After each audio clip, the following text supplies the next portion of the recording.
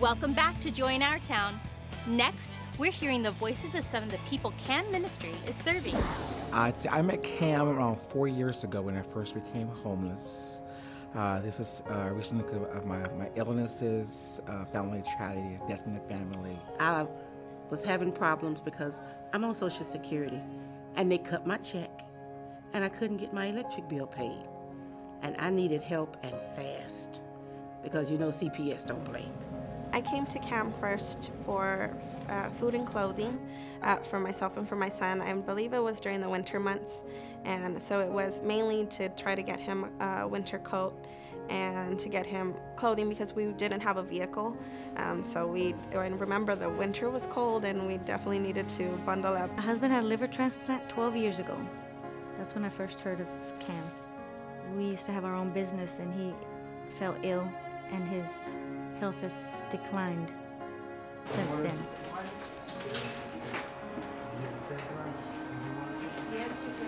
CAM was helping in all areas, not just as at lunch, but also in getting clean clothes. Again, I had no money in the street. What I'm wearing right now is all from CAM. Everything from my shoes, my socks, underwear, slacks, shirt, it's all from CAM because so much of the time to donate what they didn't need anymore is someone who does need, like we are in need of these donations that come in.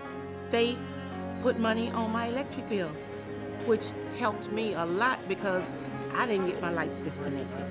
And that's the main thing. I'm on Social Security because I'm disabled. And I need my electricity. It's hot. It's hot in Texas. And they paid on it and they didn't turn my lights off. And I felt like that was a blessing. They help people every day, people like me who genuinely need help. They are the best thing that I've seen in a long time because these days everybody's talking, but nobody's doing. And they actually do. Wow.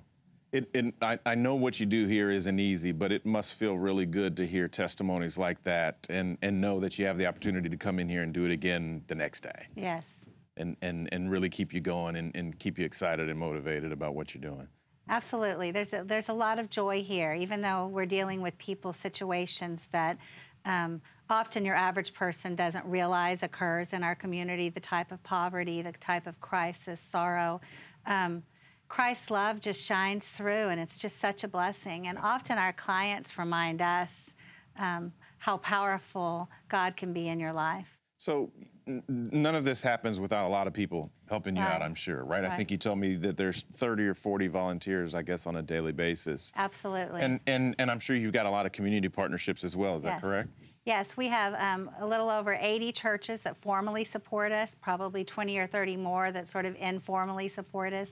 People bring over donated clothing, they donate their time, they repair things, and then we have other nonprofits that send clients here and partner with us. Okay, that's awesome. So I think we're going to hear about a testimony of somebody where there was, I guess you've got some relationships with some more official parts of the state in the city where they're sending folks over here for assistance. Yes, things like workforce development where people are looking for jobs and maybe we can provide the job clothing they will need, or we might help with that ID recovery I mentioned before, or even help them with their life with utility assistance so they can focus on getting that job and not worry that their electricity is going to be turned off while they're out trying to earn some money. Wow, what a blessing. Well, let's take a look at that. We've got another testimony about Roy and Annie, and you're definitely going to want to take a look. I am up on disability and limited income. I mean, sometimes it gets hard. I needed some help financially for a bill or the water was going to be turned off. And I told him the amount, and he went and asked, talked to somebody, and he came back, he says, we can cover it.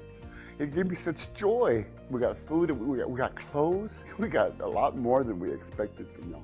One of the biggest agencies that refers to CAM is workforce. People are trying to find jobs, they need a ID. We're one of the very few agencies in the city of San Antonio that actually provides that for them. In order to get the ID, they also need a birth certificate. So CAM either provides the birth certificate or the ID, but that is essential for them to move forward. My car was stolen and everything I owned was inside my car. My birth certificate, credit cards, debit cards, everything was in here. And I have no way to prove who I am, so I can't get the paperwork started to get where I needed to go, so I needed a birth certificate. People don't realize it, but when you have no identity, you're less than a person. So without a birth certificate, I can't get an ID, and without an ID, I can't work. Cam is giving me my life back. This birth certificate is going to be a jump start to catapult me to where I need to be. We've learned from United Way on many occasions that we're probably in their top 5 referral agencies, and we're able to really assess through partnering with them what the top 10 critical needs are in our community. We work really hard to not duplicate services, to be a bridge for where services are lacking, and to address the most critical emergent needs in our community. We couldn't exist without the church community valuing people in need and saying they're going to invest and partner and make it possible for us to open our doors. To the people that donate to CAM, I'd like to say thank you. There are thousands of people just like me, and I can't say thank you enough. Again, thank you.